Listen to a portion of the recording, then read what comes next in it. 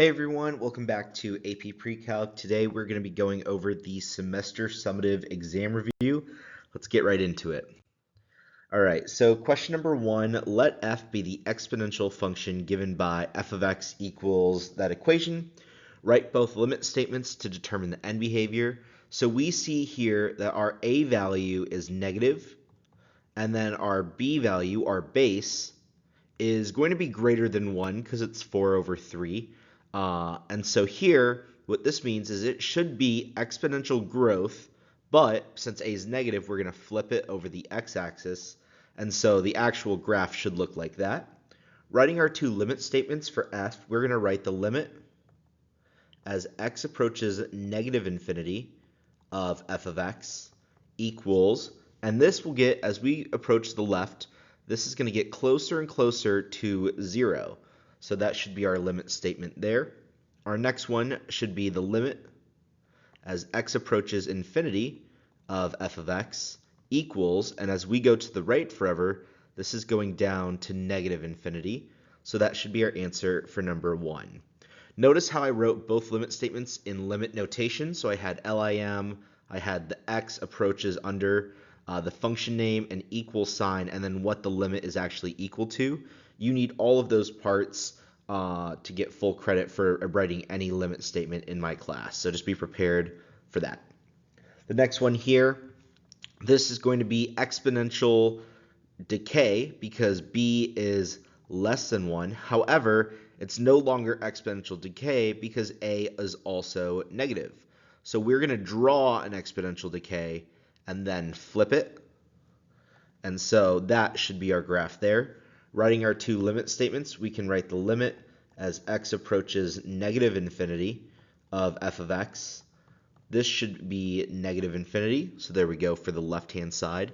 And for the right-hand side, the limit as x approaches positive infinity of f of x should be 0.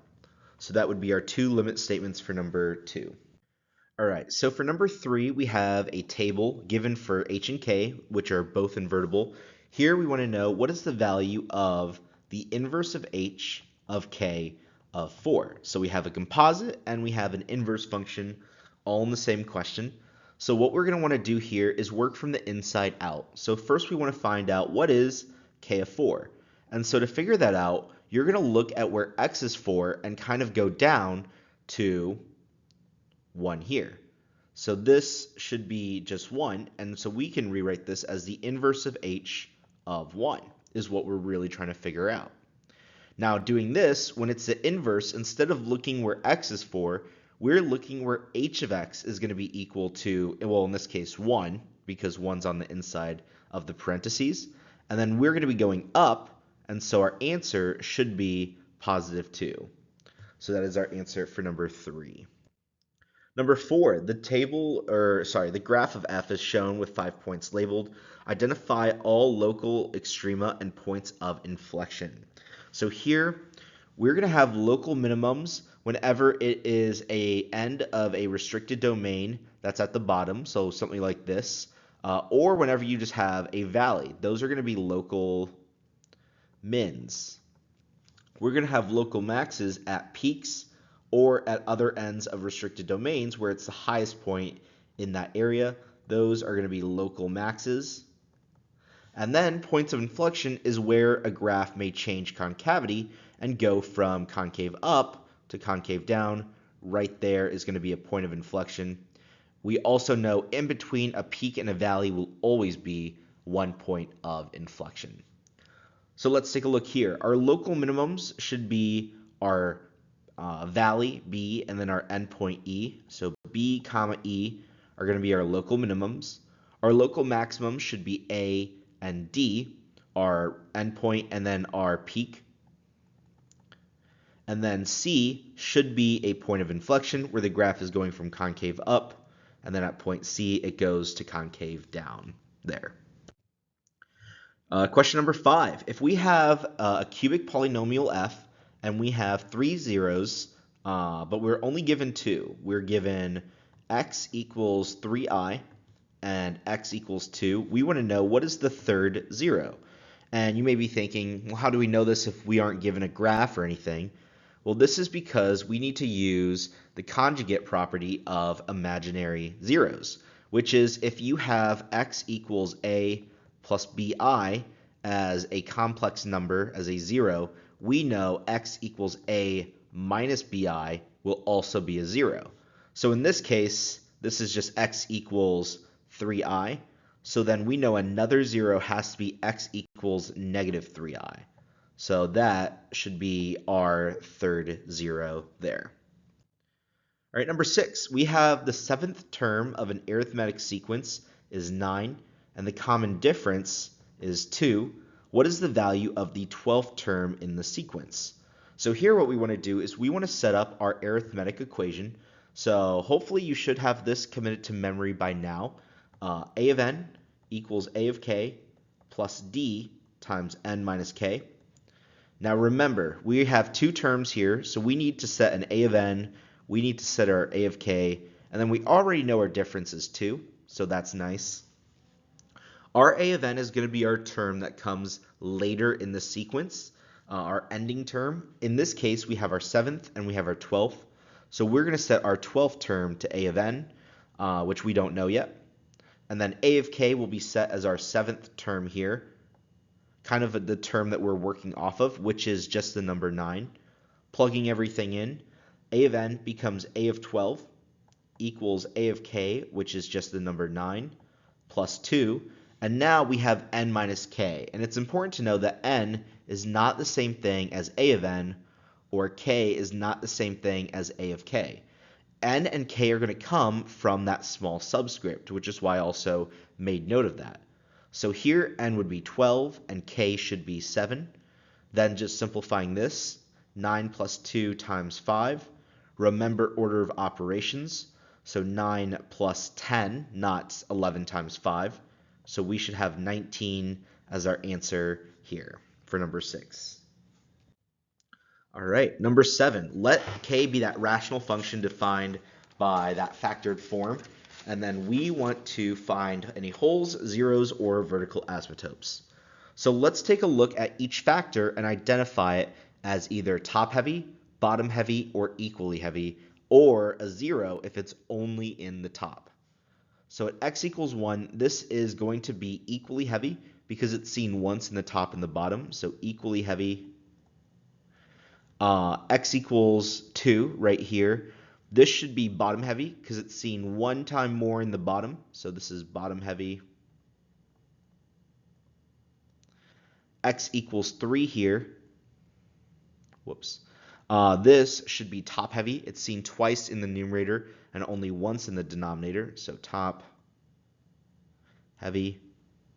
And then x equals 4 is only in the top, which means that it's going to be a 0.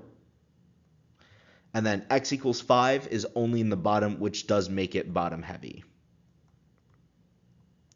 So our only 0 here is going to be x equals 4, so we can just put that down now. Now remember, any bottom heavy factor, which is going to be 5 and 2, are going to become vertical asymptotes. So these are bottom heavy. So that should be 2. And x equals 5 should be our answer there. And then wholes are going to be equally or top heavy. But those are different than zeros, which are just only in the top. So here this should be x equals 1 and x equals 3 should be our two answers for our wholes there. All right, number 8, the graph of g is shown in the figure above.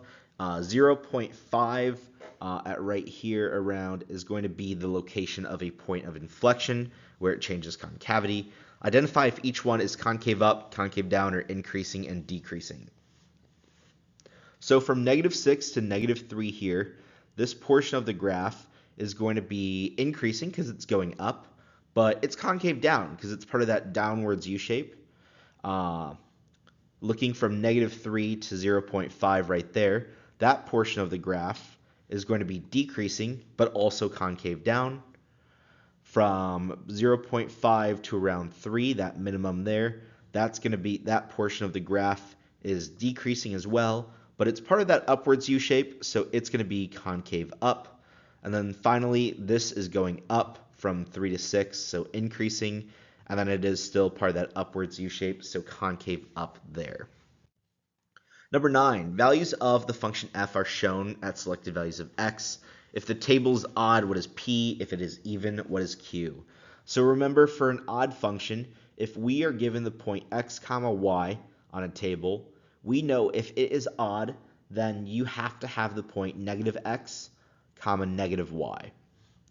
So let's take a look and see what we can figure out from p. We're probably going to work off of this point because it's opposite x values, right?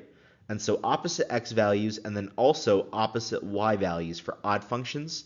So if this is e, this should be the opposite, so p should be negative e there, is the value of p. Now for an even function, the rules are a little bit different. If you have x comma y, then we know negative x, so the opposite of your x, but the same y coordinate should be on the table as well. Here we're working off of q, so we're probably going to work off of that pi there. And so if it is even, then ignore the odd, what we just did with the odd function. We're kind of going to reset our brain. And so if we have opposite x values, our y values, though, should remain the same. So q should be equal to negative 5 if the table was even. So that should be our two answers for number 9. All right, so for question number 10, we want to sketch the general end behavior of the following polynomial functions, and that's going to be done by finding the leading term.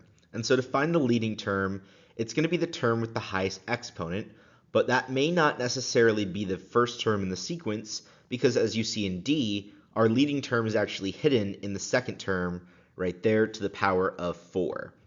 Now that we know our leading terms, we want to look at them and see, does it have a positive or negative leading coefficient, or an even or an odd degree?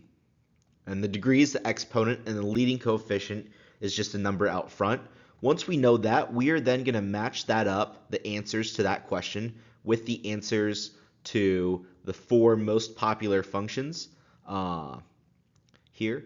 Y equals x, y equals negative x, y equals x squared, y equals negative x squared. And so taking a look at those 4 functions there, the first one is a negative leading coefficient and an even degree. That's going to behave like y equals x squared. So here we could just put that downwards facing parabola. That's good enough for me. The next one, we have a positive leading coefficient for b and an even degree. So that's going to behave like y equals just positive x squared. C, you have a negative leading coefficient and an odd degree. That's going to behave like y equals negative x. So here we could just put a function like that. And then for D, remember our leading term is 4x to the 4th. This is going to be a positive leading coefficient and an even degree. So this is going to behave like y equals x squared as well. So that should be our answer for number 10. Number 11 here, the table shows values for the polynomial function g at selected values of x. When a, b, and c are the following values, what is the least possible degree of g? And so here we're basically just like going to reset for each part of this question. So let's work off of this one for the first one, where a is 0, b is 3, and c is 6. Taking a look here, we want to look at the jumps between each number. So this is plus 3, plus 3, plus 3, plus 3. And so this is our answer here. They are all the same, and so it only takes one difference, the first difference, for them to be constant. So our degree is going to be 1, which is linear function there. Taking a look at the next one, when we have a is 1, and b is 4, and c is 4, if we take a look at the jumps again, this should be plus 3. This is actually going to be plus 4. This is plus 3, and then this is plus 0. Taking a look at those again, you get plus 1, minus 1, minus 3. And then going one more deeper, from 1 to negative 1, it's minus 2. From negative 1 to negative 3, this is minus 2. So it takes 1, 2, 3 differences for us to get the same number, making the degree 3, which would make this a cubic function. You don't need to know that. You just need to know what number is the degree, but you should know 1. If a function has a degree 1, it's linear. If it has 2, it's quadratic, and 3 cubic at least. All right, taking a look at the final one here, A should be 2, B is going to be 9, and C is going to be 18. Now let's take a look at the jumps from 6 to 3. That should be plus 3 again. From 3 to 2, it's plus 5. 2 to 9 is plus 7. 9 to 18 is plus 9. And then taking a look at the second jumps, plus 2, plus 2, plus 2. So it only takes 2 columns for us to have a constant second difference here. So our degree should be 2, and this should be quadratic as well. All right, so those are our answers to number 11. Number 12, what is the horizontal asymptotes of the following function? So taking a look, we really, again, want to look at our leading term. So for 1, 2, and 3, our leading term should be 4x squared over x cubed, x squared over 2x squared, and then 2x to the 5th over 7x. Now we want to classify each one as either bottom, top, or equally, and then apply the different rules for each. And so the first one here is going to be bottom heavy because we have a higher degree in the denominator than the numerator. Because this is bottom heavy, it's automatically just going to have a horizontal asymptote at y equals 0, guaranteed whenever it's bottom heavy. Whenever it's equally heavy, like number 2, where we have a degree of 2 in both the numerator and denominator, we take our leading coefficients, which in the top one should just be 1, and put them over each other, and that will make our horizontal asymptote, which should be y equals 1/2 here. And now for number 3, this one would be classified as top heavy because you obviously have a degree of 5 over a degree of 1. Top heavies will have no horizontal asymptotes, and so for this one, there wouldn't be any. There wouldn't be any with any top heavy function there. So that's our answer to number 12. Number 13, solve the following inequality. Here we want to take a look at wherever our numerator or denominator will equal 0. This should just be x equals 3. So that's going to be our only number that we plot on our number line is 3. And because that number comes from the denominator, no matter what this sign is, it should be an open circle. Now we want to test points like 2 and 4 maybe that we can plug in and see if they make the inequality true.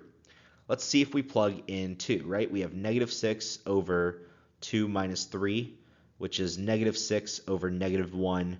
That's positive 6. That's not going to be less than or equal to 0, so I'm going to put an x there. Taking a look at 4, negative 6 over 4 minus 3 is negative 6 over 1, which is just negative 6, which is less than or equal to 0. So I'm going to put a check mark there. And then that tells us what intervals are part of our solution set. And so our answer here should be from 3 to infinity, both with curly brackets, or you could put x is just greater than 3, not greater than or equal to.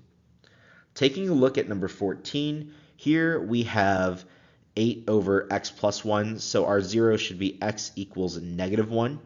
Plotting that on our number line, it also comes from the denominator, so it's going to be an open circle. We can then plug in negative 2 and 0 in here, and here, pay attention to the sign. We're looking to see if this is going to produce a positive number, a number that's greater than 0. So 8 over negative 2 plus 1 is 8 over negative 1, which is negative 8, which is not greater than 0. So this should be an x. Plugging in 0, 8 over 0 plus 1 is just 8 over 1, which is 8, which is greater than 0. So that should be a check mark. That will also fulfill that interval. So here we're going to go from negative 1 to infinity for this one, both with open brackets because this is also an open circle, or you could write this like that there. All right, number 15, we want to find the equation of the slant asymptote for this graph here. So what we're going to do is we're going to use polynomial long division. We have 6x cubed plus 2x squared minus x. minus 4 all over x squared plus x minus 2. And so we're going to start by taking our leading terms of each one, which is 6x cubed, and then putting it over our leading term of the denominator, which is x squared. Here we can simplify this to just 6x, so that's what we're going to put up top first. Then we're going to take this and multiply it by that whole polynomial. So 6x times x squared is 6x cubed plus 6x squared minus 12x. We're then going to subtract. This 6x cubed minus 6x cubed is 0, 2x squared, and then remember to distribute the negative sign. So minus 6x squared is minus 4x squared. There we go. And then this should be negative x plus 12x is 11x, so plus 11x. And then you can drop down that negative 4 if you want, and we're going to repeat this process. So negative 4x squared all over x squared should just simplify to negative 4. And so this is going to be our answer here. That is our equation of our slant asymptote, y equals 6x minus 4. All right, number 16. Which of the following functions would best model the following situation? Evaluating the area of a fence based on how much fencing you are given. Here, area is going to be a quadratic function, so that should be our answer, because area is always like centimeters squared or inches squared. It's going to be a unit squared, which is quadratic. Just remember, volume is typically going to be centimeters cubed or a unit cubed, so that's going to be a cubic function if it is volume there. Typically, if something else also just is going up as your x goes up, your y value goes up too, that's also going to be more than likely linear. All right, number 17. This is binomial theorem. Expand x minus 2 cubed. So what we want to do here is draw out Pascal's triangle. There we go. Once we have this, then we want to find what is our a, b, and n from this example here. So this is going to be in the form of a plus b to the power of n, and we have x minus 2 cubed. So in this case, our a is going to be x, our b should be negative 2, and our n should be 3 cubed. Once we have this, we are looking for row n. So remember, this is row 0, row 1, row 2, and so this is what we're looking for, row 3. Those are our coefficients, so we're going to space those out like so. And then we're going to start at the left and start with a to the power of n, which is 3, and then decrease the power by 1. So that should be 1. And then this is a to the 0, which we don't write. Then we go from right to left for b. So this is b to the power of n, so b cubed, b squared, b to the first, and nothing. Now let's just plug in a and b. So here you have 1 times x cubed plus 3 times x squared times negative 2 to the first plus 3 times x to the first times negative 2 squared plus 1 times negative 2 cubed. And now we just simplify. So this just becomes x cubed. This becomes 3 times negative 2 is minus 6 x squared. This right here, negative 2 squared is positive 4. So this would become 3 times positive 4 is positive 12x. And then negative 2 cubed is negative 8, so just minus 8. And that should be our answer there for number 17. Number 18, the function f is given by that quartic function there. If we have g, which is a horizontal translation of plus 5 units, write the new equation. So that means g of x is equal to f of, and then it's going to be inside the parentheses, x, and not plus 5, but minus 5. This means we're going to be plugging in x minus 5 into wherever we see x. So this should be x minus 5 to the 4th plus 12 times x minus 5 squared minus 22. That's going to be our answer for 18, part 1, and then part 2. When we have a vertical translation, what this is going to look like is f of x, and then vertical translations happen on the outside, so minus 5, and it's straightforward, right? We don't have to do the inverse of that. This then just becomes x to the 4th plus 12x squared minus 22 is f of x, and then minus 5. And to simplify, we can just combine those like terms. So we would get x to the 4th plus 12x squared minus 27. And that should be our answer there. 19. Fill in the blanks, to make the following statements about linear functions true. So we're talking about linear functions. The first one should be if we have 2 points, we can write the equation of a linear function. Then we have arithmetic sequences.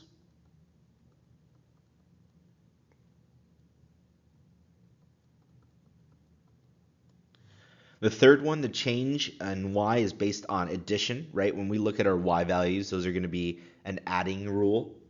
So addition, and then finally, over equal length input values, the output values change at a constant rate. So that should be our answer for number 19. 20, the function h is given by that function there. We want it in the form of 4 to the power of ax plus b, where a and b are non-zero constants. Find the values for a and b.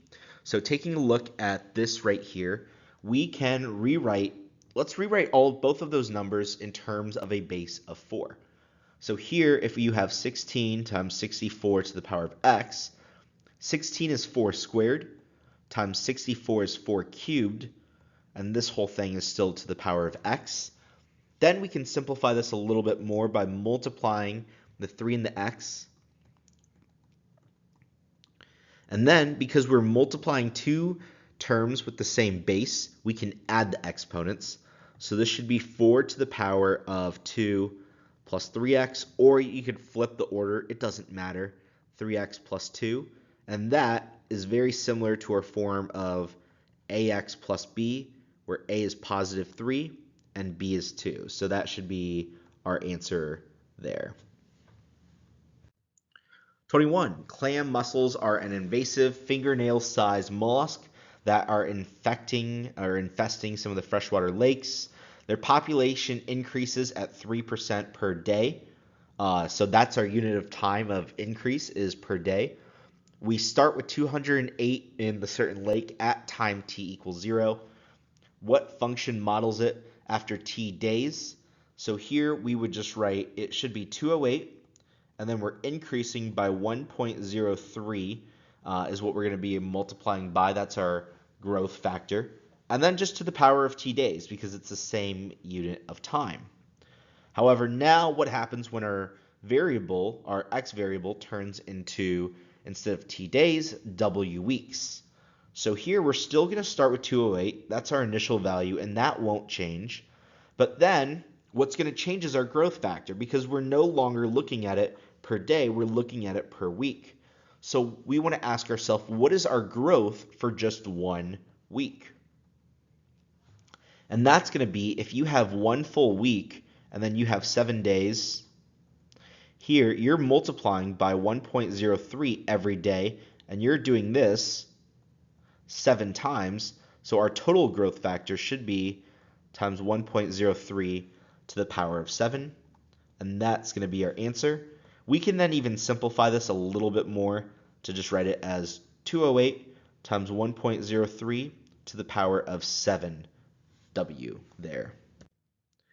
All right, now it's going to be a short answer. These you will get Desmos for, so do not be afraid to use them when you're working through these problems here. Let f be a function defined for all real numbers. It's given in the table there. And then g is the rational function. So the biggest thing is knowing that this table is f of x, and then g of x is the rational equation there. Don't mix these up. I've seen students make that mistake. They know the right answer, but they just answer it about the wrong function. So make sure that you're paying attention to what the question's asking. First, we want to find h of 18. Here, this should be g of f of 18. From the table, if we wanted to evaluate f of 18, then that would be when x equals 18, f of 18 should be 2/3. Then, to figure this out, we could actually plug in g of x equals, and then just type in that equation. To get the fraction, I just type in like 1/2 or 2/3, and then like just change the numerator and denominator. Once we get this, we want to find g of 2/3, so just type in that. This is not the same as g of x equals 2/3, so don't type that in, right? Don't even think about that. Here, you will see that it is undefined. The reason for that is if we plug 2/3 into the denominator, right, there, you would get 3 times 2/3 minus 2, which the 3's will cancel out, and you would get 2 minus 2, which is 0. So you would be dividing by 0, and so here we would say it's undefined, and that's going to be one of the rare cases where you indicate that it is not defined there. Part 2, find the inverse of 18, or indicate that it is not defined. Here we see 18 in our y value, and then you just look for the x value, so that should be 12 there. So 12 is going to be our answer for part 2. Part B1, find all values for x for which g of x equals -11, or indicate that there are no such values. Here you are just going to type in that equation and keep this g of x graphed. This then should only have one coordinate, which is going to be x equals 0.78, and then either 6, or you can round up to 7. So either one of those should be good there. That is going to be our answer for B1. The next one is determine the end behavior of g as x increases without bounds. Taking a look at this function is going to be, if we look at our leading terms, we have x over 3x. This is equally heavy. So remembering the rules for end behavior of equally heavy functions, your end behavior will always just go to the ratio of the leading coefficients. So 1/3 should be our answer here. So that's going to be our answer. The limit as x approaches infinity of g of x is going to be equal to 1/3 there. The only problem, and so if you wanted to, you could check this work by graphing that equation like you have here and zooming way out, and then just finding a really high x value and looking at the corresponding y value. Because if we're plugging in here in this case like 309,000 for our x value, comma, and we're seeing what this is, it's basically like plugging in infinity and seeing what is your y coordinate when x is infinity, which is that limit statement. We see here you get a decimal though, 0.33333, and if you're savvy enough with fractions and decimals, you can actually convert it to 1/3. But if you had the limit as x approaches positive infinity of g of x equals 0.333, that would be wrong. So make sure you have the fraction there. All right, part C. Which of the following best models this function? Linear, quadratic, or exponential? Here we see our inputs are equally spaced, which they should always be right now. We'll learn about a case that's not that way next semester, but don't worry about that now.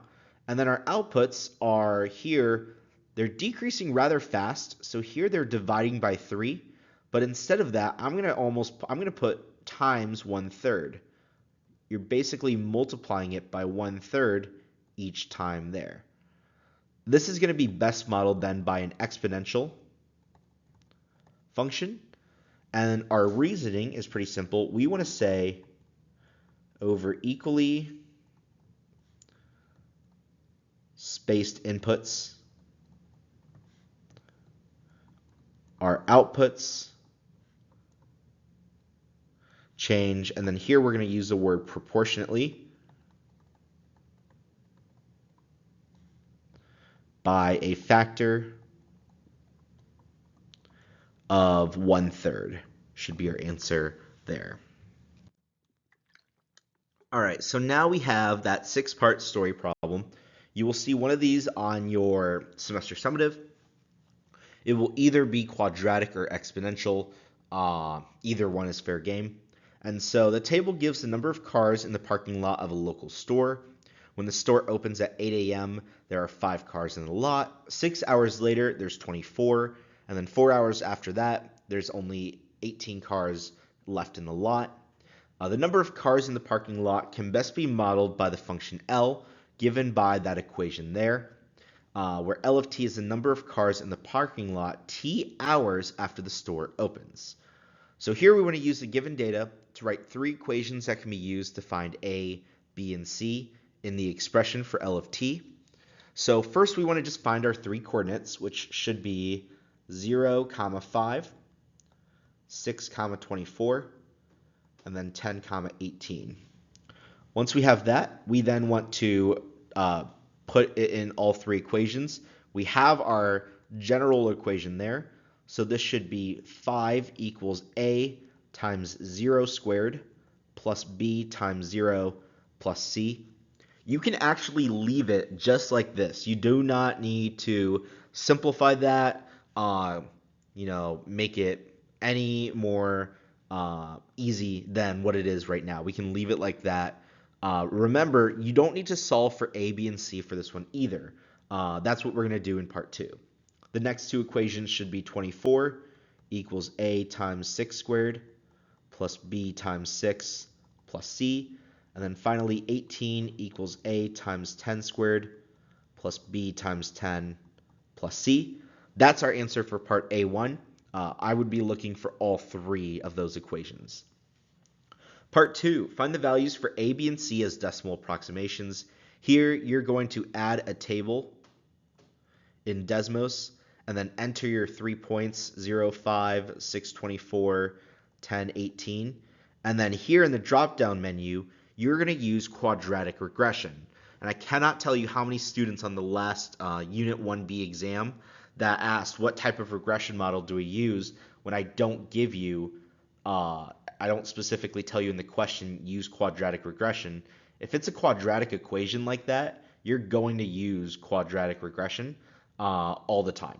So if it is in the form of, let's say I gave you like LT equals A times B to the power of T, that would be exponential regression, but this one should always be quadratic regression. So just know that for the exam.